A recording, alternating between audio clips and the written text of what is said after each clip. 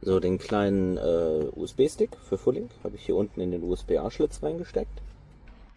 Und hier in meinem Multimedia-System muss ich jetzt entweder hier auf Android Auto drücken oder hier halt auf die Full-Link-Taste. Und dann startet sich das Programm. Ich habe mein Smartphone mit dem USB-Stick verbunden, der heißt Vehicon irgendwas. Und ja, jetzt kann ich hier so ganz locker flockig das Navi benutzen und alle anderen Vornehmlichkeiten. Spotify, wunderbar. Die Übertragung klappt wirklich sehr, sehr gut. Kein Ruckeln, keine Verzögerung.